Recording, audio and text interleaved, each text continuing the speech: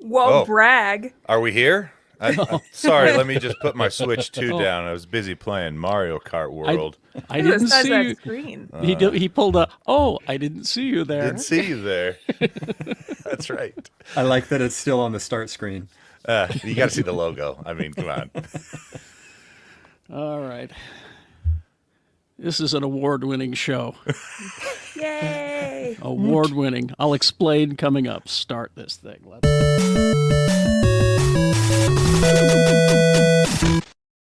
Hello everyone. Hey. Everybody looks so good. Look at Tony, honey. What? Oh, Tony, where's sorry. Here, I'll get mine. Do you want to come visit? Oh, look, you both have. Well, mine's the old one. That's a Switch 1. Oh yeah. I'm sorry, I don't have the foresight to order a Switch 2. Well, what he was saying yesterday was that apparently there's not a shortage. Yeah, just go get them. You might be able. Yeah, there might be some in stock at your local stores. So. This is just for Animal Crossing. I don't need to get a Switch 2. That's fair. I'm just I respect Rebecca. that. What if you both had your own islands? My husband, he's never touched this thing. Oh, I got my island on my Switch 2. I haven't visited it in 3 years though. Were your residents mean to you? Yeah, they would be if I came back. She's got her own lonely island. She's Rebecca Frost, everybody. Hey, come visit me on Talos 4. Hey, that's the island, right? That's my island. My character's name is Vina. Do you want to know what my island name was? No. Oh, just kidding. I do. Sorry. It was Fartlandia. Mine used to be Palcatraz. I like that. Thanks. He's the emperor of Fartlandia. All hail the Fart King. Tony. Why does it smell so bad there? I don't know. You know, we like a theme and we keep to it. He doesn't want to know the name of your island. It's Rob. Robert is here. Rob, what's the name of your island? What is the name of my island? I don't even remember. We started playing years ago, and my island 2020. is so far gone at this point. Weeds and bugs everywhere. Yeah. I don't even remember. And our special returning champion, Jake Black, is here. And your island name? I don't have one, but 5 years ago, when no one could find a Switch 1, my family went to a Target about an hour from our house, and there was one left in stock, but it was on hold for someone. And we waited until the 12 hours was up. And at 12 hours and 1 second, they sold it to my family. And 12 hours in Nice. a Target. I think, well, we weren't there. Well, But there's they've had it on Super hold Target. for 12 hours or whatever. Yeah. Was it the one downtown? No, it was some random Target, like in Milford or somewhere. Okay. I respect that story. I think about that a lot. Like, did that person show up? I don't know. Sucks to be them. They had their And chance. his own island, Carrie Jackson. Oh, A man hi, who everyone. is an island. I am an Carrie, island. Yes. do you want one of Tony's additional Switches for your trip? No, I'm okay. Or his Steam Deck. I'm We've been all trying to tell him to get a Steam Deck. It's I'm true. okay. I got one of those. Yep. I think they might be a little more plentiful in Japan. That might be. Well, I don't want to. Listen, I'm going to be practically living out of a suitcase for 3 weeks, so I'd This rather is very not be small. It's perfect. It's carrying what? stuff around that Carry might it in get your lost purse. or broken, or it's not a purse, it's a man bag. You know, if you get back with the current styles again, you can get some Jinkos. Just slide that in your back pocket. Do you know how expensive Jinkos are now? They were expensive when they came around the first time. I can't even imagine. Yeah, but take into account inflation. Yeah. How much are they? How much are they? Oh, you don't have an answer for me? time for you to get a watch. Hey. All right. Now, before we get started today, I was at work, and this was on my desk, and it was from Dr. Paul White. This is an award-winning podcast. What? What does that say? Now, if you look at the, can you see that? Was it? Oh, hold on. I'll zoom in. It says Geekshow podcast, Writing That Down episode naming champ 2024. Yep. Okay, wait. So Nailed it. I have 2022.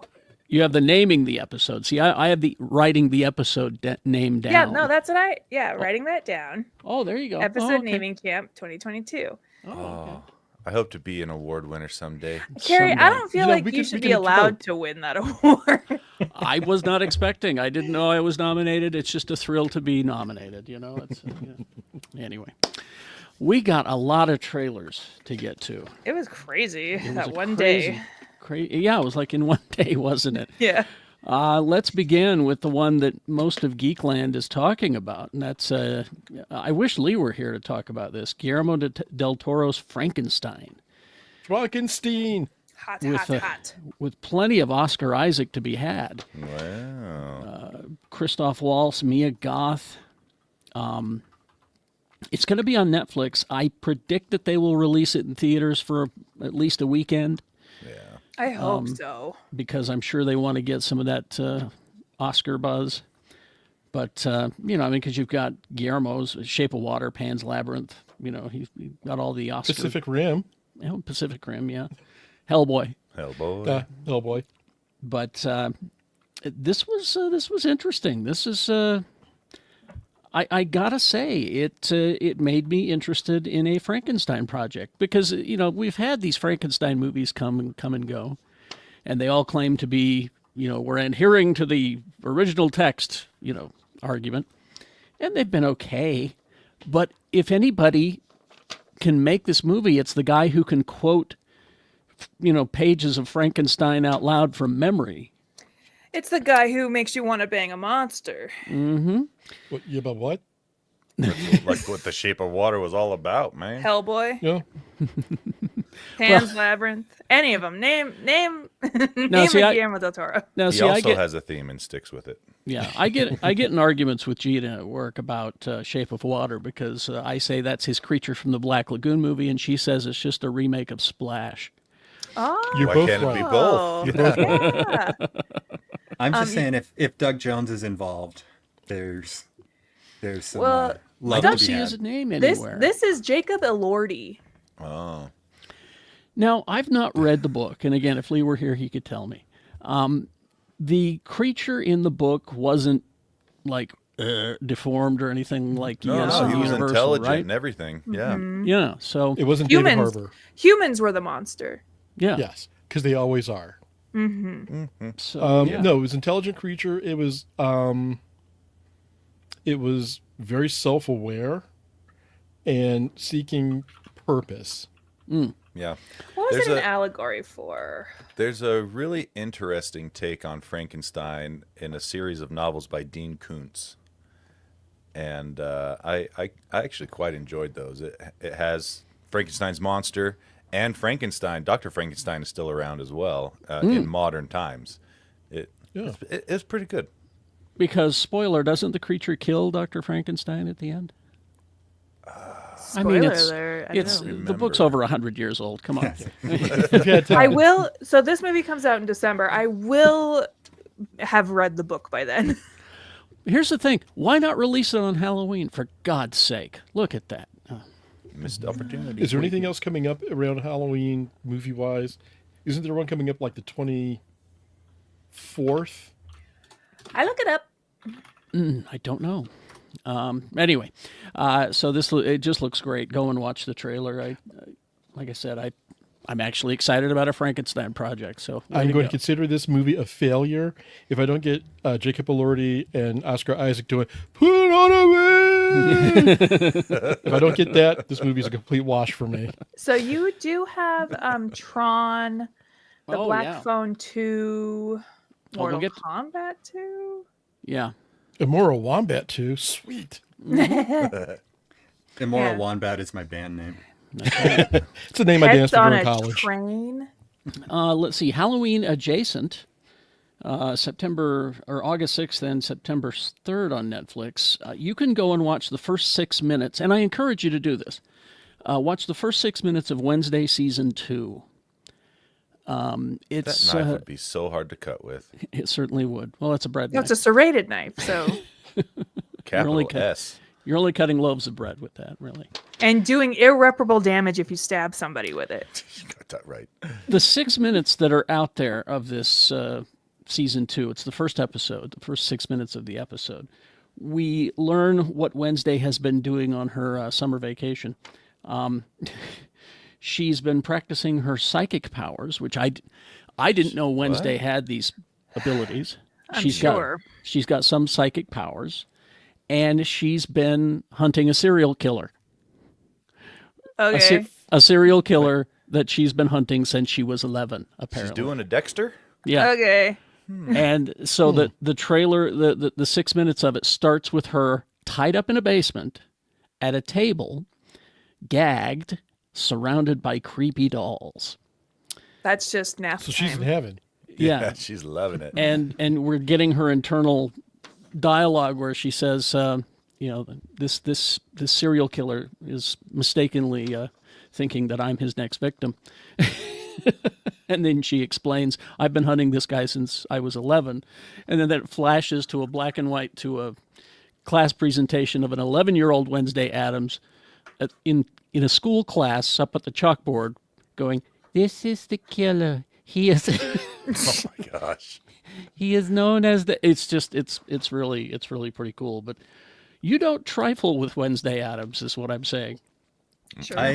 I love this show, and I have a little bit of a personal connection to it. Al Goff and Miles Miller, who created Smallville, are the showrunners on this show. Ah, And the composer that works with Danny Elfman on it, a guy named Chris Bacon, his middle initial legitimately is P. Chris B. Bacon. Oh, unfortunate. No. Yeah, it's you want to awesome. guess? You want to guess where he grew up? Wait, where's there a lot of Texas. pigs? Animal Farm? Where? Provo, Utah. Really? Yep. A silly name like that would come out of Utah, wouldn't it? He's married to one of my best friends from high school.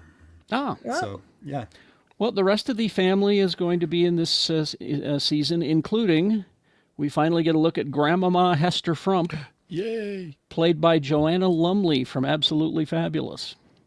AbFab. Yes. And, of course, Catherine Zeta-Jones is back as Morticia, Luis Guzman as Gomez, and Fred Armisen has such an interesting take on Uncle Fester that it's wonderful. So go and take a look. It's pretty good. The first season 2, part 1 premieres on August 6th, and then part 2 September 3rd. Not in love with Netflix's release schedule. Yeah, it's interesting that they started doing this. I think they realized that you need the people talking about it, and so Because the next Stranger Things is three separate release dates. Yeah, they're stretching them out. Let's see. Another trailer that we got. Megan 2.0, or as we call it here at Geekshow, Mithrigan 2.0. I've been getting so many ads for this on Hulu, and They know you. I'm so hyped. Well, I'm getting ads for this and a bajillion different medications. They know you. We've got Ivana Sakno from Ahsoka is joining as the more advanced and evil killer robot Amelia. Oh, nice. And what apparently and it's in the trailer, so I'm not giving anything away.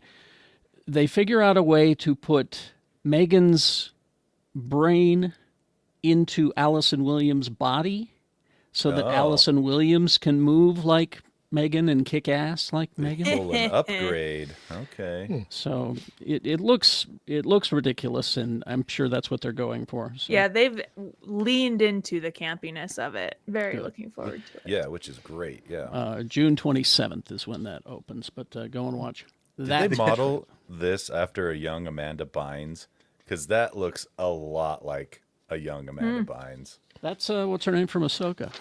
No, this one's Megan. Is it? This one's Megan. That one's Megan. The Okay. other, I can't look it up right now. But Don't worry about it. Don't worry about it.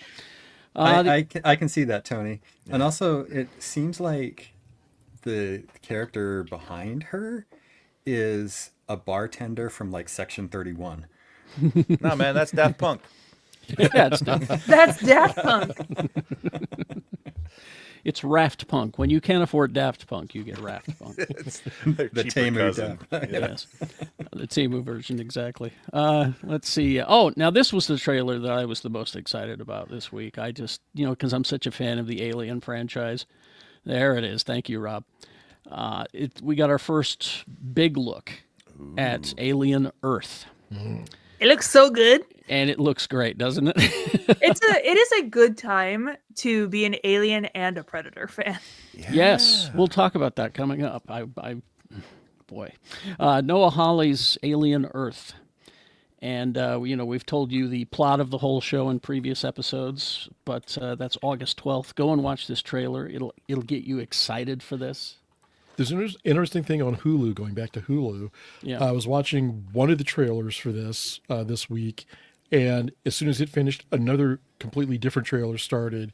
And when that one finished, another trailer started. All of them for Alien Earth. I'm just kind of like, Whoa. Oh, Okay. The same you exact had me trailer. the first time, but no, they were all different. Oh, okay. Stop selling. Wow. That's interesting. August 12th. Someone was doing A/B testing and Yes. forgot to flip the switch. My favorite social media post about this one was, nope. You've got a girl starring in it. She's the hero. I'm out. And That's I'm like, all Alien movies. I'm like, did Wait a you minute. see? What? And that's what the reply was: is did you see Alien? It's basically tell me you've never watched Aliens without telling me you've never watched Aliens. Exactly. I just thought it was live footage of True Social and Twitter this week. Yes. Exactly. Mommy and Daddy are fighting. The Mommy. girls are fighting. That was I love AOC. God, I love her. Let's see. Then the other trailer that we got. This one, I didn't know that I wanted to see this movie until I saw the trailer. The Black Phone 2. Did you see the first one, Carrie? I did indeed. Liked it. And I thought to myself, well, we can't have a sequel, can we? Oh. The Yeah, white phone. Well, because the first movie... Well, here's what Scott Derrickson, the co-writer and director, said about it. The first movie was a ghost movie, but all the ghosts were victims, which is typical of ghost story. But in this one, your ghost is a villain. Aren't Which is all also ghosts typical villains? of ghost stories. Well, it's just Except on the TV show Goth, exactly. where they're No, yeah. That's true. But yeah, spoiler. I mean, the killer died at the end of the first one, so now he's back from the dead, I guess, looking for vengeance. Yeah. Oh, wait.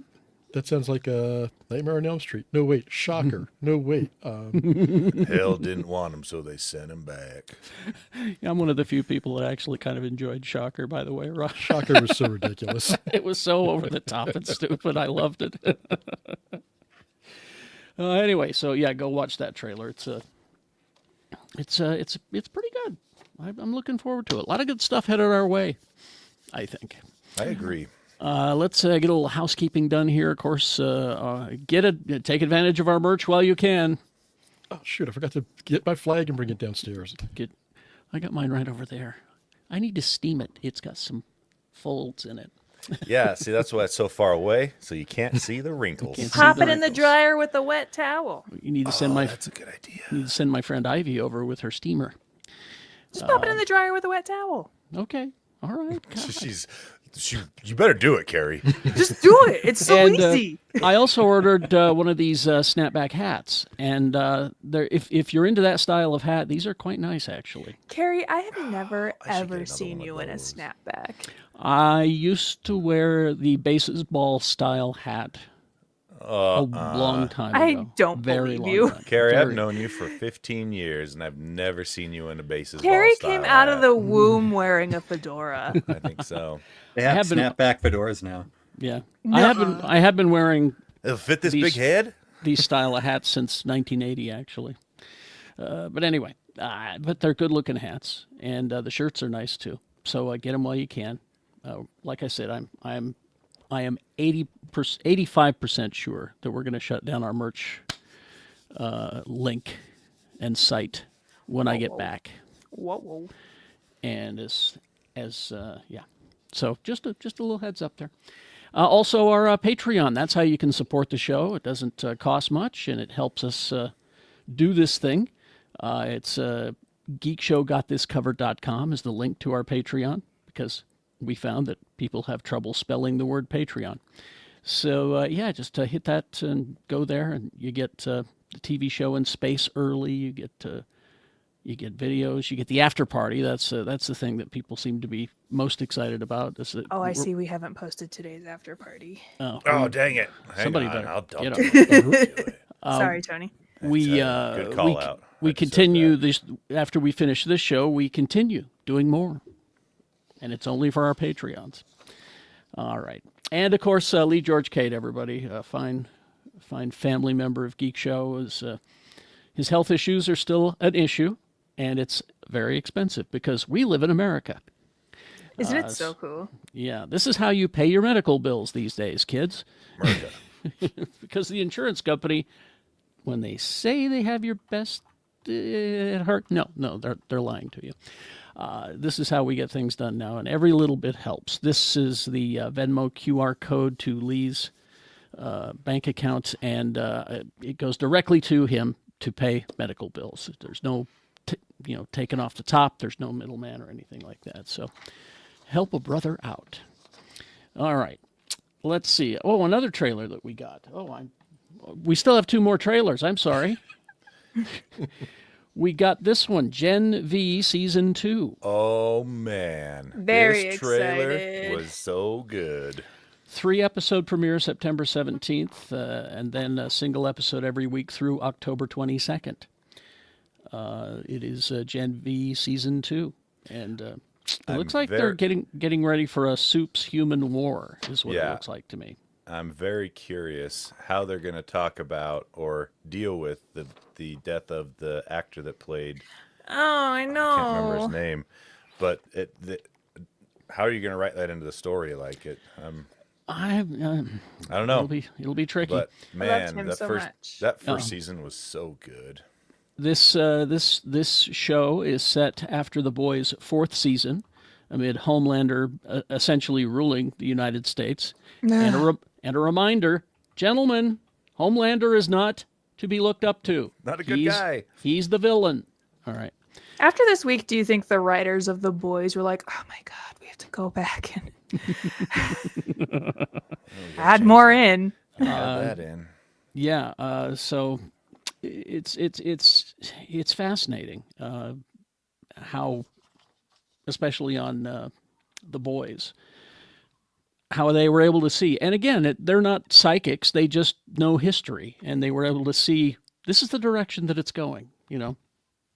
We're mirroring what happens here in America. It's just fascinating. But GenV Season 2 coming. So go take a look at that trailer. It's pretty interesting. Now, this one I'm going to need some help with, Rob, because I know you're Doctor Who.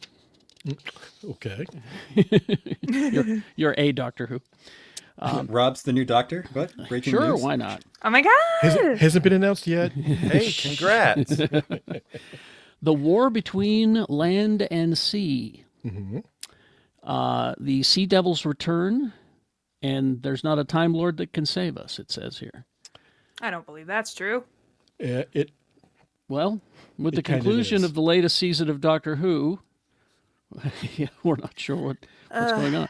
But this is based in the Doctor Who world, I guess. Mm-hmm. Let's see. The climax of BBC revealed the first footage, War Between the Land and Sea, which will see UNIT as the front line of defense when the Sea Devils, a race of aquatic reptilians who have existed on Earth since the dawn of time, hiding in the water, they decide to emerge and make themselves known to the human race.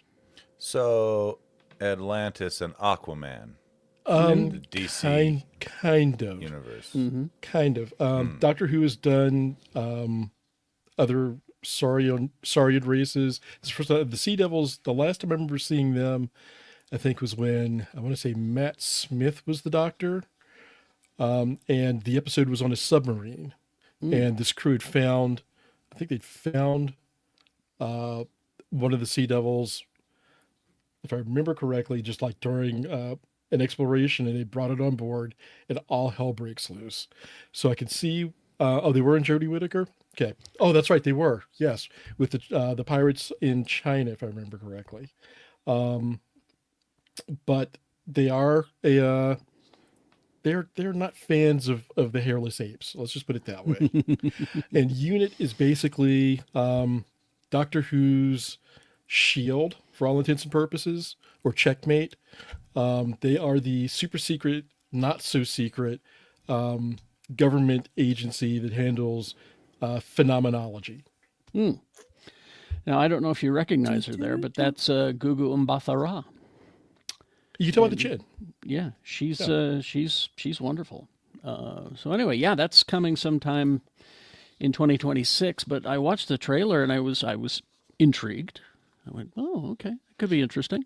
And Rebecca, despite the season 2 finale with the end of Ncuti Gatwa's tenure as the Doctor, we may not have a new Doctor exactly yet. Yeah, I listened to a podcast about that. And I'm not happy. I'll get to that during Gimmicks, what we just consumed. gimmicks. I was talking to Carrie about this yesterday. Whatever Disney does with their properties and just relying so heavily on gimmicks and bringing back old characters that we This, know however, and wasn't a love. Disney thing. This is more Russell T Davies thing. Really? Oh, really? Again, I'll Well, get to that during going what we back to the consumed well because is what he's I got doing. some issues. All right. Let's see now. We've got some quick news here. This Vision Quest TV series. Emily Hampshire, of course, you recognize her from 12 Monkeys and from Schitt's Creek. Yep. Stevie. She has been cast as Edith, the artificial intelligence gifted to Peter Parker by Tony Stark in Spider-Man Far From Home for the upcoming Vision Quest TV series. Just the voice? She was just the voice. in Probably that. just the voice, yeah. I think that this one is the woman on whom Edith was based. Huh. Yeah, it doesn't say whether she's just the voice or whether she's in it. It'd be a shame to not have her in it because And this is Paul Bettany. This is the Vision before WandaVision look, because now he's that all white and yellow. yeah, white and yellow Vision. So that's being worked on right now. Also being worked on. Not too surprising that Terry Metalis would bring in a 12 Monkeys veteran, since that's his True. big That's true. talent pool. Didn't think about that, Yeah. but yep. Makes sense. Well, then I hope we get her on camera. But yeah, She was really good in 12 Interesting. Monkeys, So too. Rick makes a good point that there's speculation she somehow inhabits a physical form, which then makes me wonder if they're introducing the MCU version of Jocasta. well, yes, they are, but it's being played by someone else. Oh no, that's true. They are. Yeah. So Yeah. this will be interesting to see how this goes. Yeah, we announced that last week. She could be a live model decoy inside, Edith inside of a live model decoy. Rick says there's speculation that she is somehow Inhabits a physical form. Inhabots. Inhabits. Da-dum-ching. I see what he did there. Okay. All right, Rick. Thank you. Also being worked on right now is a theatrical live-action version of Monster High. Now, Carrie, why did you want to talk about this? Only because the original director of Mithrigan is attached to direct it. What? Okay. That's the only reason I brought it up. Okay. All right. That and apparently this IP is very popular. This IP at Halloween is one of the number one costumes for kids. I will go on the record as saying that I think that my kids are working with some of their classmates to do a Monster High cosplay group for FanX this year. See? That's cute. Cool. So Would- yeah. Would this be live action in like a traditional live action sense, or in like Or a live Lion action like King? Lion King. Don't know. Raises a good question, this Well, I mean- Jake Black fella. I mean, they could do it. What is that Disney show? Descendants style, where it is actually live action without the horrible CGI. That's what I would imagine, yeah. I don't know. We'll see. Also, Mask of the Red Death. Okay, Yes. is it this Mask of the Red Death, like the Poe story? It is the Yes. Poe story. It is Well, the hold that poster. up. I want to zoom in on that. Looks cool. Hold on a second. Let me pull it out of the box. Well, we got apparently Sydney Sweeney was going to be doing it. It's an A24 production, but now Mikey Madison has been cast. Whoa, spooky. Whoa, look at that thing. That's pretty cool. That is rad. But yeah, this is based on the Edgar Allan Poe story. She's been very discerning about what, because she's been like approached for, I believe, Star Wars and a Marvel after her Oscar win. But she's been very discerning about this? her. Mikey Madison, she won Mikey Best Madison. Actress last year at the Oscars. For Yeah, what she- movie? Honora. Oh, Exactly. I don't listen. I don't think she should have won or that movie should have won, but that's an entirely different discussion. Yeah, I agree. Let's see. Also, another Mike Flanagan. We're doing Mike Flanagan news. Ready? We got a run of Mike Flanagan stories here. Mike Flanagan News Roundup. Yes, the Mike Flanagan Flanagan minute. news roundup. We've cast Carrie, and he's doing the Carrie TV series. I believe it's a TV series. Yes, TV series. It says here, Summer Howell is Carrie White. Summer Howell. And let's see, they've also confirmed Samantha Sloyan will play Margaret White, which is, crazy mom. Not Sissy Spacek. Ah, I can see your dirty pillows. But here's the thing: if you have worked with with Mike Flanagan in the past, Mike Flanagan, and I'll talk about this later in what we consumed, but he has developed a family in such a way that he reuses a lot of the same actors and stuff. So the woman who's playing the mom, she has shown up in a lot of other Mike Flanagan stuff. he's got his stable. He's got Matthew Lillard as Principal Grail, Allison Thornton as Chris Hargison, Thalia Dudek as Emmeline, Sienna, I'm not even going to try to pronounce that name, Sue Snell, Amber Midthunder as Miss Desjardins, Nice. Josie Tota as Tina, Arthur Conti as Billy, and Joel Ouellette as Tommy. So the Carrie series is going forward. He has distanced himself, well, not distanced himself, he's just handed his screenplay over to DC for Clayface. And he had an interesting comment about it, which I thought was fascinating. He said that his Clayface script was absolutely inspired by the Batman the Animated Series two-part episode Feet of Clay. Yes. He said, I mean, that is the perfect story, Feet of Clay. Ron Perlman, to me, that's it. That two-parter knocked me out. The short answer is that is absolutely what inspired my script. That is the world I wanted to live in. I don't know what they're doing with Clayface. I'm not directing it. That filmmaker will need to make it their own. I don't know what they're doing on the script. I'm off doing other things. That two-part episode, or two-episode run Episodes. of Batman, the animated series, I think it's in the first season.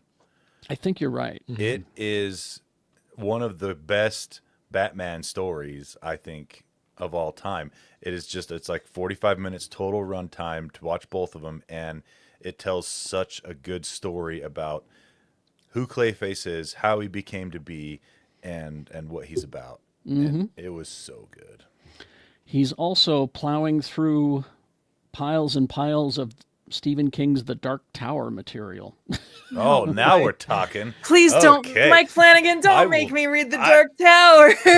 Rebecca. Do you have a year, Rebecca?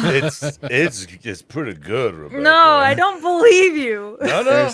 There's comics. There's There's comics adaptations. comics, yeah. Also true. He says it's not that I put it down, it's just that it's so big. It's like building an oil tanker. We've Oh been, yeah. It's we've like been 13 moving it. books. We've been moving it forward this whole time. It's just that's how big it is. It's constantly in the works. And you better believe, as often as you guys may want to ask about it, Stephen King is asking me about it more. I don't want to let him down. Ay, ay, ay. Love it. Love He also it. said that he's so busy with all these other things that he's had to put on hold his Exorcist reboot remake. Boo. So there you go. Your Mike Flanagan news update. We got some casting, some Star Wars. Yes, there she is. That's your villain. That's your villain for. What is going on here? happy villain in Star Wars. Okay. Yes, This is Mia Goth from the movie Pearl. yes. Mia Goth is going to be playing the villain opposite Ryan Gosling in Starfighter. Great. Super duper. So I Whoa, don't know. whoa. Why are you mad about this, Rebecca? I'm mad at. Listen, every decision this movie makes pisses me off so much. Okay. I cannot stand Mia Goth. Well, I mean, we barely know anything about it. Imagine what you're going to She be like in a speaks while. like a Victorian child. She's married to Shia LaBeouf. Like, I didn't don't- know that. Yeah, I don't know what else you Oh. need to know about. Okay. I so didn't she's- recognize her from this picture, but yeah, she's a weirdo. Okay, so she makes bad choices, is what you're saying. All right. Yeah, I just whatever. Uh, Whatever. And again, Like I said, yeah, this Starfighter movie, every decision they make has pissed me off. we don't know anything about it. You're going to be so pissed in a few months, I think. Yeah. Just get it off your Listen, I'm chest. sorry. I'm sorry. I am a big Star Wars fan. I love Star Wars with all my heart, but come on. We'll see. We'll see. Let's see. Other stuff. I've got a breakdown of the Sandman Season 2. It will end with a bonus episode, because this is it. This is the final run, apparently. And the bonus episode will be Sandman Presents Death, the High Cost of Living, it says here. Interesting. Which is, of course, one of the more famous comic books. Do they One of my say favorite whether or not comics they of all keep the time. same actress's death?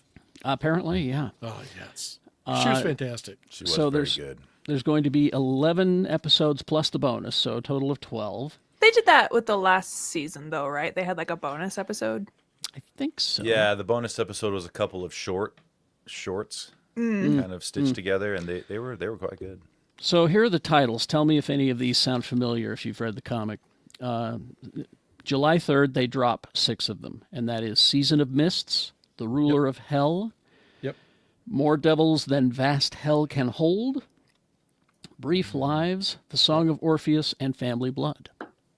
So some of those are actually story arcs, or the trade paperback collections of story arcs. But yeah, those are, except for More Devils Than Hell Can Hold. But I think that was part of the. Crap, I can't remember which one that would have been part of. But there were like 12. They broke the series out, I think, to 12 graphic novels Well, or trade paperbacks. okay. Well, here's the July 24th ones. See if these sound familiar. Time and Night, Fuel for the Fire, The Kindly Ones, Yes. Long Live the King, A Tale of Graceful Ends, and then Yes. Death, the High Cost of Living. Yeah, Death at the High Cost of Living was its own 4-issue miniseries, I believe. It's so good. Yeah, it is.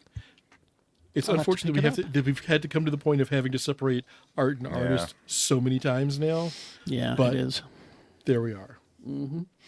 And finally this, and then we'll get to what we consumed this week. There it is, ladies and gentlemen. Look at the size of that cranium. 20 inches wide. It's like an orange 17 on a inches tall. toothpick. It's like an orange on a toothpick. Kid, move now. Paper. This is 17.5 inches tall, 20 inches wide. It'll last you through the movie, I hope. Jeez. It's the Galactus head popcorn bucket for a Fantastic Four. Now this one is the Guess- one that everybody wanted, right? Guess how much it costs? How much? $2. $80. Oh hell no! $79.99. Oh hell no! Someone needs to just scan that, and I will print it with my 3D printer for $6 in filament. It is Yeah. 341 ounces. The I can LED eyes light up. Oh Got a well, lot you of didn't tell Mountain me Dew about in that. there. My LED eyes light up on mine. I But can't the put one that much that- popcorn in it, though. But the one that's actually cool, and Rebecca found the picture. Thank you for doing that, Rebecca. You're welcome. The one that's actually cool is the Herby one. The what's it called? It's called the Herby Concession Vessel. Hilarious. But so it comes with a large popcorn, a large drink, and a candy, and a place to store all three. I need to see this thing in Yeah. action because I Yeah. don't quite understand how Like this, it Rebecca. works. Well, it I need to looks, cleanse up Tony. Oh, I got you. Here we go. Okay, Herbie's butt. Oh my! Ah, he put the pooped food- popcorn. Put he the food in the pooped butt. popcorn. it looks like there's a straw popping up out of the top of his head, so that's probably Yes. the place to Yeah, Oh, that's start. a drink. Yeah. If it's yeah. like the R2D2 one that came out with Phantom Menace, Mm-hmm. you unscrewed the dome or popped the dome off and poured your drink in, and then the straw went in the dome, and then the front panel opened for popcorn and back panel opened for candy. That makes sense. Yeah. It looks like the chest plate opens there That's probably where the candy is. For the Galactus head, there's a special note about shipping. Heads up, this bucket is big, like really big. Yeah. That means it needs a really big box to arrive safely, and because of this, shipping will cost more than usual. Wait a minute, you don't get it at the theater, you mean? Well, I think Oh, this is like 4. Yeah, you can Oh. pre-order it. Yeah, Oh. for their the or like website. for the movie theater. Yeah. All right. That's how I got the Wolverine one. Oh, I see. Okay. Am I gonna want to get this Galactus popcorn? No. Yes. I want the Herby one, I think. The Herbie, I like. Here's the thing. I do like. I like a functional thing. Think of how many Skittles you could put in that Galactus head. You can put like so many Skittles in this So bad many boy. Skittles. Oh, Rebecca, Yeah. think of how many nerds clusters you could put in there. Think of all the So nerds many. clusters. You could put like so many nerds clusters in there. Slap the top of that. This bad boy You can could fit fit so so many. many nerd clusters. Eggfoos is imagined sitting behind someone with the Galactus head in the theater. Irritating. The eyes Irritating light as Or well. up just sitting throughout next the to them, for that matter. Yeah. Chicken jockey. Oh no. I finally got that explained to me why that's a big deal. The neighbor really? kids are shouting it all the time. Yeah, so apparently when you play the game there's only like a 0.02% chance when you're doing whatever it is that might spawn a chicken jockey that a chicken jockey will actually spawn. And so when you're playing the game it's a really big deal if the chicken jockey spawns. So that's why all the kids freaked out about it in the theater. Okay. All right. And the more you know. Good for them. All right. What did we consume this week? Who wants to start? I'm happy to go first. I actually consumed quite a bit of stuff this week as compared to last week. Hit it. So, books I read. I'm gonna start out the most pretentious thing I read. It's called "The Better Half on the Genetic Superiority of Women." X chromosomes, y'all. Boy, that does sound pretentious. Okay, now I got Man, that out of the way. false. Pretentious but accurate. It Wait, got- wait a minute here. Okay, get that out of the way. The Trees by Percival Everett, same author who wrote James, which won the Pulitzer Prize this year. And The Trees is a dark comedy. It read very much like I want to say Black Coen Brothers movie. It was super interesting. So it takes place in this town in Mississippi, and white people keep dying, and and they all happen to be descendants of people involved with the Emmett Till murder. Tell me more. Well, Yeah, Rob, the whole time I was reading this, I was like, I need Rob to read this because this is actually like it was so good. I am. You had me at Emmett Till. Yeah, and like I said, it read like a Black Coen Brothers movie. So this is something I would love to see adapted for the screen. Okay, I have to ask just because I need the clarification. I Like, do they're too, dark Rob. comedies, or like if Black Coen Black Brothers people. were. Yeah. Yeah. Like dark comedy. Okay. Thank you. Yeah, yeah. Because I was kind of like, Well, it could go either way. That's the thing. And when she's describing it about how all the white people Yeah. were dying, and I was like, wait a minute, which is it? Just Well, had to know. there's two like black detectives who come into town and they're treated poorly, and just highly recommend. Percival Everett's quickly becoming one of my favorite authors. And then is another Stephen King, because I have to keep reading Stephen King because I That's keep right, you do. making adaptations. I did not read the full book. The Life of Chuck is a short story within a short story collection called If It Bleeds by Stephen King. And would you guys believe me if I told you I gave a Stephen King story 5 stars? No. Nope. I'm hearing a lot of good things about this movie. I will talk about this movie because I saw it this week, and Okay. let me tell you guys. So anyway, Life of Chuck. A surprisingly wholesome story from Stephen King that did not piss me off at all. Insane. TV shows. Adults on it's on FX, but you can find it on Hulu. It's a Nick Kroll produced show. It takes that same trope of a bunch of 20-somethings in New York trying to survive in New York, right? They're Gen Z. They live in Queens in a house, and it just follows the adventures of Gen Z New Yorkers. And I binge watched the whole thing yesterday. I thought it was so funny and crass. What's it called again? It's called Adults. Oh, okay. See, I've What's seen the- that pop up on my Hulu, and Is it Hulu? What's it It- on? Yeah. It's on Hulu. Okay. Yeah. It's technically on FX, but It's on Hulu. Yeah. But it was so funny. It was so funny. And I didn't expect to enjoy it, but man, it's great. And Gordon Ramsay's Secret Service, which is just Kitchen Nightmares in a different font. Look, I got a problem with this show. Okay. And you're going to hear about it right now. I haven't seen it, but I heard okay. Well, wait. It sounds like hating Harry Potter and you haven't read Harry Potter. I heard the premise was he disguises himself and goes to a restaurant. No, he doesn't. He does Okay, not. all right. Okay, that was the problem I had. Is there's no way he's disguising himself. No. The premise of the show is there's an insider. So somebody who works at one of these terrible restaurants reaches out to Gordon Ramsay or the show or whatever. They're like, hey, please fix our shit. And so Gordon Ramsay sneaks in one night after hours when the restaurant is closed, investigates the restaurant while it's closed, and then they set up cameras throughout the restaurant claiming that they're going to be filming a show called Kitchen Refresh or something like that. And they don't know that Gordon Ramsay's involved, except I think the insider, they call them.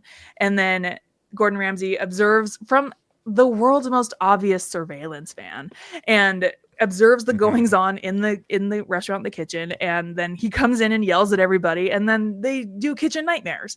Like, it is literally just Kitchen Nightmares. And then there's an added fun twist of, oh my god, which one of us is the werewolf? And I love Kitchen Nightmares, so whatever. I have a question. Yeah. Never watched any of these shows, but I think they're terrible. No, I'm just kidding.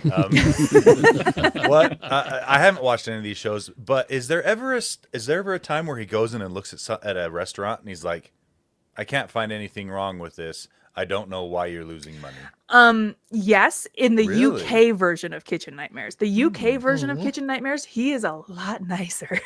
And then he comes to the US and he's like, you guys are fucking pigs and idiots and blah, blah, blah, blah. There's one particular episode I'm thinking of in the UK version where he is just so complimentary to the woman who's running this restaurant, and she just can't figure out why she's losing money because the food is really good. Yeah. So there's a couple here and there, Okay. but I'm just curious. otherwise everyone's real bad. By the way, Rebecca, as Yeah. one named Jacob Black, I am always the werewolf. This is true. Come on. Come Yep. on. This guy right here. Movies. Let's talk about movies in theaters this weekend. From the world of John Wick: Ballerina, starring Ana de Armas. This is a movie that takes place within the world of John Wick, as it says in the title. And How here's much the John Wick do we get? too much. Really? Too much John Wick, in Feels my like a John opinion. Wick movie with another co-star, is what you're saying. Because this takes place between 3 and 4, right? Yeah, which, by the way, someone correct me if I'm wrong, because I'm sure I'm wrong. But doesn't the whole John Wick timeline take place within like a week? No, I think the there's first one. The maybe. first The like fir- the three first one episodes, the does. first like 3 episodes pick up like immediate episodes, movies pick up right after one another. they're pretty succinct, but the fourth one takes place, I want to say probably like maybe a year, 6 months at least after the third one, because he has to heal from falling off a building. So Well, okay, so basically, Ana de Armas. So you know the school, like the ballet school where Angelica Houston lives, and John Wick goes there, and you kind of get the sense that he was raised here, and they train up a bunch of assassins here, right? Oh, the Red Room. Got it. Yeah. yeah, This movie is a really good Black Widow movie, honestly. And Oh, so just go in, pretend that it's a Black just go Widow in, movie. pretend it's a Black Widow movie. But here's the thing: watching this movie, I felt like a passenger in a car watching exits go by of what this movie could have been. So they introduced this concept because, and again, I'm assuming because they don't go into it, and I wish they would. The men of this ballet school or whatever are trained up to be assassins. The women are trained up to be protectors. And so there's a whole training montage of Ana de Armas, like learning how to like protect assets, right? So I was like, oh, that's a very cool movie. Oh, no? Oh, okay. We're not going to... throw that concept We're out the window. We're not going to go into that. And then, oh, a subverted wolf and cub story? No. Oh, okay. Or I guess we're not doing that. Sister Revenge? No. Oh, damn. Okay. Don't And that feel the happens revenge. that happens a lot during the movie where you're watching, you're like, oh, this is where the cool movie's gonna go. No, I guess not. Oh, if you say so. And the action sequences are really good. The end. Like, that's all. It's a John Okay. Wick universe movie. What do you It's expect? a John. It's a John. And the thing is they don't believe in this movie enough to stand alone on its own. So they rely so heavily on John Wick, and it See, sucks. I was under the impression that he showed up for maybe 5 minutes. I thought it was more of a like larger than a cameo, but not like a Yeah. So you're both right, oh. but Oh, How is that too much, John Wick? when you watch it, it's too much. It's too much. Hmm. He plays too much of a role in this movie. Okay. And it's this movie could have stood alone, but it just got the vibe that they didn't believe in it enough. And So the question that nobody's asking, how much Lance Reddick do we get in this? Because I think this was his last a little movie. bit, you get a little bit, just Yeah. a little Oh, I bit of wish there Lance was Reddick. more. This I know. was his last movie Yeah. Yeah. altogether, and he's there just enough. Just The last- a little bit. The last thing I'll say about this movie is Anna DeArmis's accent work is very reminiscent of Benedict Cumberbatch's Doctor Strange. Okay. Do with that what you will. She was on Hot Ones last week. It was a good one. Yeah, How'd she do? She did fine. She made it to the end. Yeah. Okay. I good. am a noted Anna DeArmis hater. I Oh, think really? she has zero personality. Ooh. Well, rude. First of all. Yeah. so- But then everybody says, "What about Knives Out?" And I go, "That is the one singular exception." I mean, as far as her personality, you see some of it in the in Hot Ones for sure, because you can't help but bare your soul when your mouth is on fire. I'm sure. Am I mistaking her from? Was she in a James Bond movie? Yeah. No. Am I thinking of somebody else? Oh no, I think she Exactly. was in a James Bond Here's movie. the thing. Exactly. There- You don't even know, Barry. Am I just making your point there? Okay. She Because I liked the girl in the James Bond movie. she was in Blade Runner 2049. Oh, as she well. wasn't. She was in a James Bond. Oh, okay. Because I liked her in that. Yeah, No Time to Die. Yeah. Yeah. Paloma. Oh. Yeah, that's the one. I liked her in that. Whatever. Anyway, I mean, all right. because she's good at action. That's the thing. She's really good at action. Well, I kept saying she Yeah. should be James Bond. Just let her take over, Yeah. Anyway. Anyway. Coming out Hater. in wide release this upcoming weekend, The Life of Chuck, and the latest from Mike Flanagan. So it has all of our recurring Mike Flanagan friends, and this movie was perfect. I loved every second of it. It is a nearly word for word adaptation of the short story, and just excellent performances from everyone all around. It felt like a warm hug, and it really elevates the source story in such a way that it made me understand it better.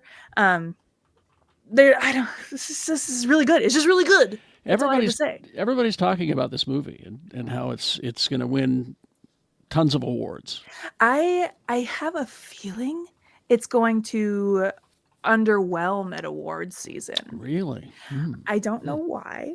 I just feel like it's going to get overlooked, but Is it not pretentious enough? Is that? Well, here's the thing. The bad reviews I'm either seeing 5-star reviews or 2-star reviews, and the 2-star reviews are all pull your head out of your ass. This is so pretentious. And I'm like, what? Like, get some whimsy in your lives. This movie was so heartwarming and just tender and poignant, and makes you honestly appreciate life a little bit more. Stephen King has a lot of stories like that, though. you I know? don't believe you. I think this is the only one. Shawshank Redemption. Stand by me. Stand by Me. The Green Mile. The other thing about this movie is if you look it up, it has a release year of 2024. This movie has been at festivals since last year. And so a lot of people have already seen it. And I just feel like it's going to get missed when it comes to award season, but loved it. I loved it. Cannot recommend it enough. And That's all. That's it? Yeah, All right. well, it's so weird because so I've only given out like 3 5-star ratings this year. 2 of them Stephen King adaptations. Uh-oh. I I've know. been trying to tell you, Rebecca. Who am I? Stephen King makes some good Don't stuff. believe you. All right, who's next? I'll go next because I did not do a lot of media this week. Okay. Obligatory N.K. Jemisin reference, but it's lead in to another DC compact comic, Court of Owls Saga. So when this came out, not a huge Batman reader at the time, but Scott Snyder introduced another underworld element to Gotham City, the Court of Owls, and their assassins, the Talons. So I'm like, you know what? I've seen a couple of Talons pop up here and there. They also tried to make Nightwing a Talon at one point because apparently his family was tied to the Court of Owls. So I'm like, I should probably get the backstory on this. So I'm hoping to be able to report on this next week. It's pretty good. I think I read the original. Scott Snyder. Yeah. Yeah, Scott Snyder. I mean, if there are people who get certain characters, Yeah, he Snyder definitely- gets Batman. So I'm not does. worried at all about that. Yep. What am I reading for my morning reads? I'm still sticking with the Spencer series. For those who ever watched the TV series, this is the book that introduces Susan Silverman, who was Spencer's longtime girlfriend, not girlfriend, then girlfriend again. And basically, this story is Spencer's hired to solve what may be a runaway, but turns out to be a kidnapping, and he's dealing with, a lot of unsavory elements, and also against a couple of law enforcement types in the suburbs who don't cotton too well to certain big city detectives coming in and ruining their humble little quiet communities. So there's that. In honor of Carrie's amazing fantasy T-shirt, Look at that. Ultimate Spider-Man Incursion.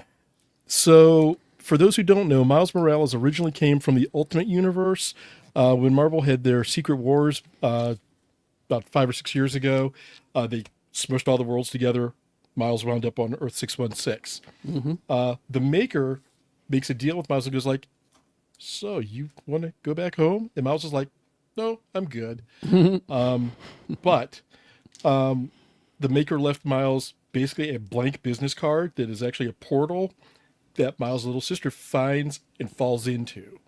Oh no. So Miles now meets the current Spider-Man of the 1610 world, who is a much older Peter Parker who became Spider-Man only like a year ago. And the back and forth between Miles, Peter, and Peter's son Richard, who is wearing think of it like a tech Venom suit as opposed to a Venom symbiote. It's just kind of fun and heartwarming, especially when Richard is kind of like, "That's a cool Spider-Man," and Peter's like, "Dude, I can hear you." What do you mean, sister? Miles has a baby sister who's 11 months old. Her name is Billy. What? No powers. No powers. Yet. No. Yeah. Just baby Yet. sister. Yet. Yeah. Yet. She'll be crawling on the walls soon. Hopefully not, because she hasn't been bitten by anything yet. Give her time.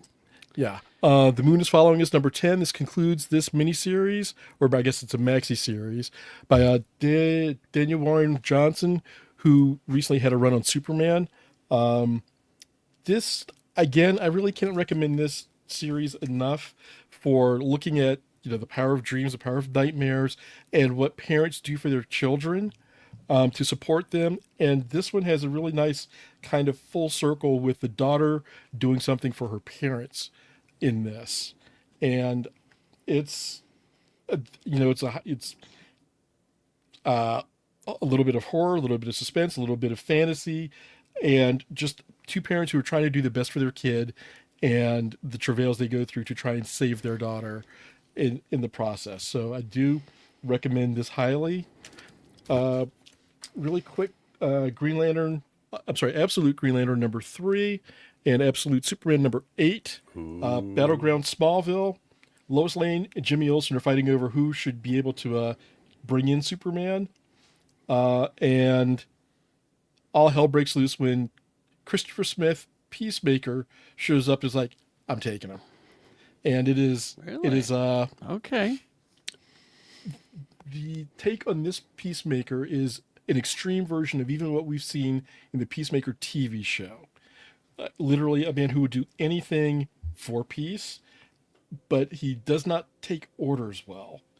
And he's like, I'm doing the thing, get out of my way, even to his superiors. So And they've modeled an entire army after him. yes, So you have thousands of peacemaker, peacemakers, like basically. peacemakers. And they all idolize this guy. Yeah, and they have the outfit like he does, the same kind of weaponry. They're not clones, though. I mean, No, they're they're different. They're recruits. fanatics. Fanatics. Yeah. Oh, That's worse. That is Yes. worse. It is Yes. worse, yeah. It is And worse. and it's all government funded. Even worser. Yeah. Yes, I mean the Absolute Superman storyline has actually been really good. The Absolute line has been good. In this one, we get to see a little bit more with Jon Stewart and what can they do? What can the town that I think it's Evergreen do to get out of the Green Shield? What can get through a Green Lantern barrier? And trying to figure that out. And Number 2 pencil. limited success, only if you're Alan Scott. True. And lastly, Justice League versus King Kong versus Godzilla 2. And the only reason I bring this one up is because there's finally the one thing I've been waiting for with the Legion of Doom is somebody calling Lex out on his bullshit of going, Lex, how many times have we almost beaten the League, but then somebody gets this idea that I can do this better than everybody and screws our plan up for his own personal vendetta. And Lex is just kind of like, shut up. Shut up, man. Can I tell you, this week I watched Kong X Godzilla: The New Empire, Godzilla versus Kong, and then was so disappointed in Godzilla versus Kong, we watched Godzilla X Kong: A New Empire again. Had to watch it All out. this week. Funny. TV, watching Demon Slayer again with one of my kids. That's fun. Abbott Elementary again, 22 minutes of joy. Great show. And Doctor Who season 2 finale with Ncuti Gatwa's tenure coming to an end. Okay. I was disappointed with this episode for multiple reasons, and you know, we finished watching it, and Sarah and I were just kind of like, and it just felt like something was off. And then I read an article a couple of days ago that put the pin in exactly what that problem was, and it was Russell T Davies, who's the showrunner and has been one of the creative minds behind Doctor Who for years, basically pulled a Last Jedi, Rise of the Skywalker kind of problem. We're going to completely change this ending for this episode. And the notes they had on how this episode was supposed to end continued into what would have been seasons 3 and 4, carrying on a story arc. And they decided, nope, we're just going to wrap this up and be done. Kind of like Rise of the Skywalker was just kind of like, we're going to just kind of cater to these people over here and do this thing. And He it was a really Palpatine the whole time. the entire time. Who knew that the Doctor was actually a Sith clone? Somehow Palpatine somehow returned. somehow there's a new Doctor. And it was really sad because the direction they were going would have brought in, and Doctor Who has brought back characters from the past many times before, but this would have kind of brought in something from like the first or second Doctor and tied in part of his story to the modern Doctors with his granddaughter, who has not really been seen except for snippets of images of her flashing up this season. So it was just like, oh, I was disappointed. Green Boy, yeah, it would have, a unit show, another Torchwood, doesn't matter. Either one would be great. I mean, you're getting the war between the land and sea, which will essentially be a unit show. Right, but I think that's going to just be a short series, not a long term. Yes, Rebecca. No. Do you feel like Ncuti Gatwa got a short end of the stick for his tenure as Doctor Who, because his introduction was sort of hijacked by David Tennant, and now his departure is sort of hijacked by this regeneration? How do I put this delicately? I don't have to put it delicately. Gatwa only chose, much like, a longer term than Eccleston, because Christopher Eccleston, who was the first modern Doctor, chose to do one season and out. Yep. He has said since then he kind of regrets that choice, but has come back to do audio He's done dramas. audiobooks, yeah. But didn't he also have like a terrible time? Well, I think that it was also trying to get Doctor Who back on track, because there had been about a 10-year gap, I think, at that point. So they were like, and it was getting their feet wet. Nichols was like, I'll do it, but I'm only doing it for a year. So there was that. Gatwa only signed on for 2 years. There was a thing that came out a week and a half ago that was like, the BBC is so disappointed with Gatwa's performance that they're sacking him, which is not true. Not This true. decision had been made years before, like 2 years ago. So that wasn't true. It was probably with an option to renew, though. I bet, right? Like, I don't if he know. wanted, I don't know, but I wouldn't be surprised. But a lot of people also were complaining about, this is a Doctor who cries too much.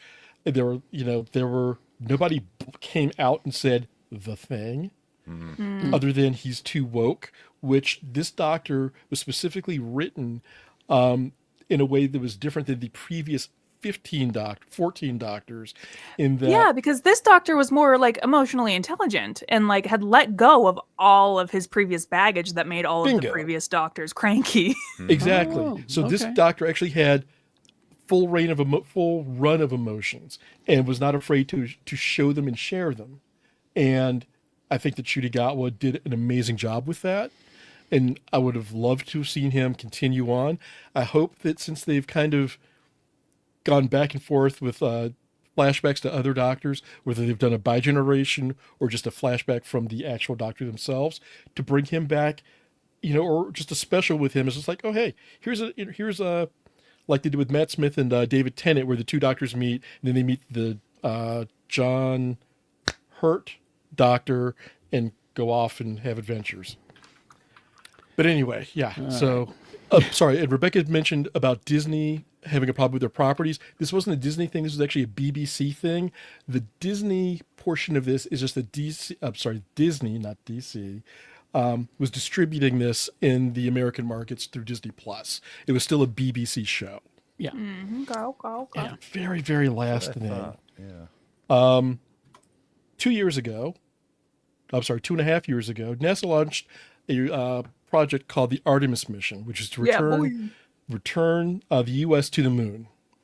Part of this mission, they put 2,000 seeds on the rocket that orbited the moon, and came back. They've observed them, and then different organizations could put in requests to get one of the trees that grew from this. You mean a space seed? Space seed. Oh my God.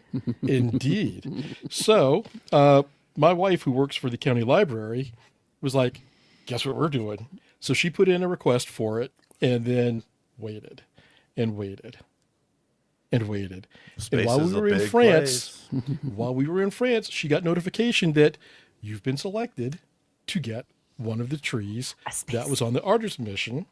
So this past Thursday, they did a unveiling of the tree at the Holiday Library.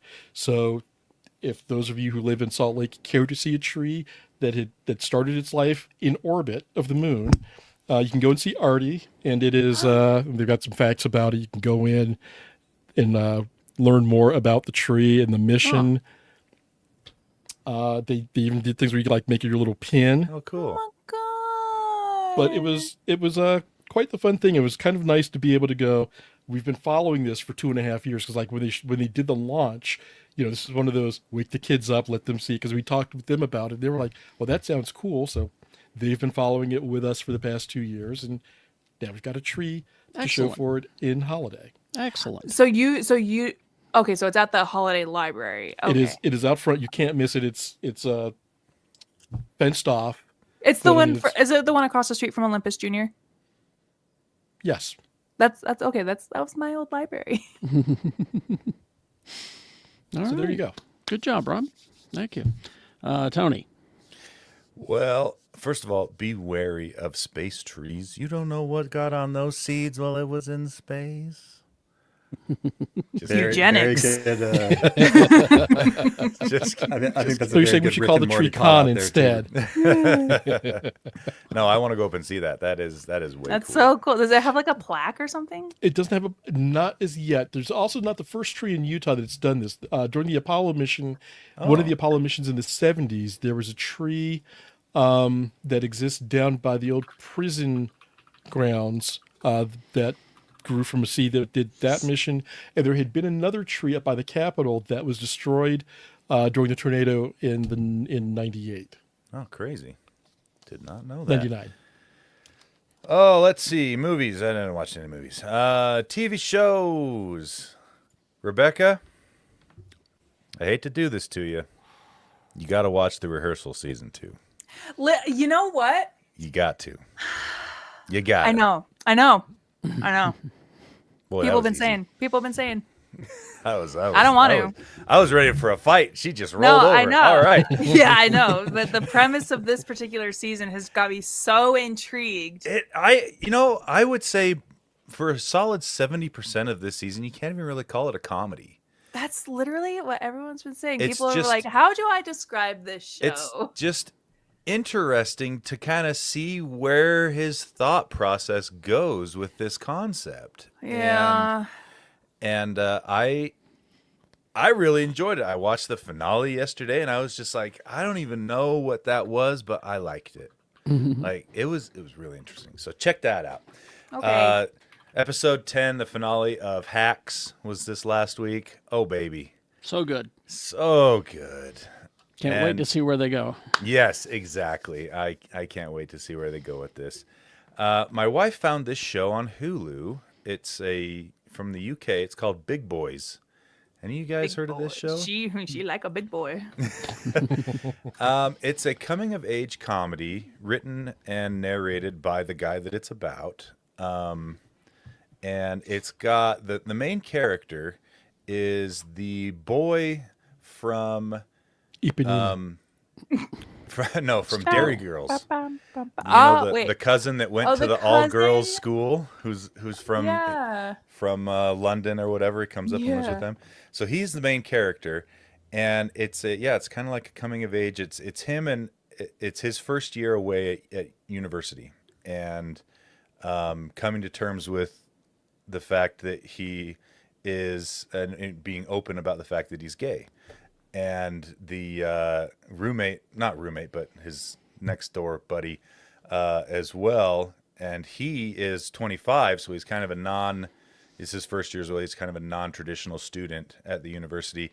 And he has his own other kind of things that he's going through with some like depression and stuff like that. And it's really interesting. They do a really good job, I think. I don't know, I'm not an expert, of kind of showing off these sorts of things, but also it's quite funny. It's a very funny show. So I say give that a shot. And Doctor Who, tangentially related, his mom, the main character's mom, is Camille Corduroy. She played Rose's mom in the Doctor Who series. Okay. So anyway, I liked that stuff. We're having a good time with it. It's a lot of fun. Been testing out my Switch 2, Mario Kart World. It's Mario Kart. It's a lot of fun. You know, if you Good like system? Mario Kart. Yeah, so far. I've only been able to play it for a few hours since I just got it last night. But very So promising. what you're start. saying is you slept. I did. I decided to sleep. I know. What a loser. I know, right? And then Fables, still working through Fables. Oh, Where are you? man. So good. So I'm at the part where we now know who the adversary really is. And That was a surprise. yes. And Big B just pulled a one-man mission to really F the adversary's day up. And that was really good. So now the adversary and his kingdom is prepping for war with the Mundi world. So And again, if you've not read Fables, part of the Vertigo line from DC, part of the original Vertigo line from DC, so worth reading. It's a Yes. really great spin on the fairy tales and fables that you think you know everything about, and it's not Disney-fied. Yep, not at all. So highly, highly, highly recommend Fables. All right. And I'm listening to Book 9 of Wheel of Time. You don't have to, dude. I committed. I'm gonna do it. Is that how you slept then? I have to listen to it while I'm doing things that'll keep me awake. That's not a lie. So, All right. there we go. Jake? Yeah. So first of all, I watched a lot of Jeopardy Masters and Stanley Cup playoffs. So that's People using their brains, people bashing their brains. that is both absolutely worlds. correct. It ties together. I like it. For a project, I watched Toy Story 4 for the first time. Ah, For a project. Yeah, that's pretty much why I watch things. Did not like it. Did not appreciate it. I felt the first three were perfect. They could have stopped. Did Yeah. not like and I'm a huge fan of that franchise, and I did not like 4. Yeah, what I didn't like about it was none of the characters that we've spent 30 years caring about did anything. It's Woody and Bo Peep and You don't care about random Woody? Their adventures. assortment. No. Also, really, really loved Rick and Morty season 8, episode Yes. 2. Oh, I haven't Action gotta watch packed. that still. Action packed, Dang it. and having written comics featuring Bird Daughter and Space Beth, I was in love with this episode. I watched Awesome. it every time it re-aired on Cartoon Network this week, which was, I think, like 5 out of the 7 days that it's been. Yeah. So I really loved that. But the thing I'm almost ashamed about, You've been watching That The I- Secret Lives of Mormon Housewives too? I told you already that we found the house I grew up in the opening credits. No, I'm sure that it was AI generated. But my wife and I saw a TikTok video of a baby version of Captain Cisco giving the closing monologue from In the Pale Moonlight. And it Ooh. is... You think it was AI generated? Look, There are a couple talking Babies be that doing good crazy use. stuff. it's goateed as well. So it Not is... sure. It might be AI. Need to see this. I- need to see this as well. I'm only having that disclaimer because I'm so ashamed of it. Because I watched. Oh, wait a minute. The Cisco GIF of that's for you, Jake. There you go. Because I watched the baby version of the a political discussion from Monty Python where he says, "I thought we were an autonomous collective," with the babies. Yeah, the closing monologue from he raises a bottle. Oh, It's- good. Yes. It is one of the greatest things I have ever seen. All right. It is I'm so gonna have to watch this hysterical. now. Yeah, Okay, I got to dig yeah. that up. Let's see. Predator, Killer of Killers. Is that out? You guys. Yeah, it came out yesterday. Oh, man. You guys. I'm only 2/3 of the way through. And it's already... Why this wasn't the movie, I don't know. It's really good. It's surprisingly good. I wasn't expecting a damn thing from this, but I'm in. I'm going to go finish it later. Watch this. It's really good. The other thing that I watched this week, Stanley Tucci in Italy. Allow me Tucci gang, Tucci gang, Tucci gang. to reenact a scene from the final episode where You he's want me in. to zoom in? I'll Where zoom he's in. Oh, if you'd like, sure. He's ready for his close up, Mr. in. DeMille. Here we go. Okay. Now imagine I'm Stanley Tucci. I'm walking along a street in Rome. There's a beautiful river behind me. It's, I have my hands in my pockets, and I occasionally will. Okay, here we go. The last time I was here, filming a major motion picture, I had one of the best sandwiches that I've ever had in my life. And now, you're going to come with me and watch me eat it again. Have you Yay! have you read his cookbook where I don't know if it's his cookbook or whatever, but apparently he spends a lot of the book talking about how he thinks his wife is cheating on him. What?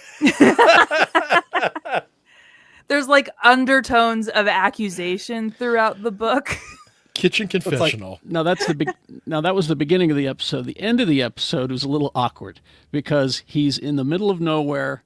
It's sheep country, and there's this one guy there who's making him this lamb stew, and this guy's a sheep herder, and he starts talking about his grandfather, and of course, you know, the Italian's big with emotion. The sheep herder is and my grandfather taught me. I'm sorry. That's every time I talk about my grandfather. And he points up at the sky, you know, my grandfather. And Tucci doesn't know what to do. So he's sitting there and he does this. He does the. That's okay. They're there. Don't do cry. It'll be okay. Everything's fine. Anyway, sorry. All right, we're headed over to the after party right now. So come and join us. GeekShowGotThisCovered.com. If you are not a Patreon member and want to join us, come on. We'll see you next time. Live long and prosper, bitches.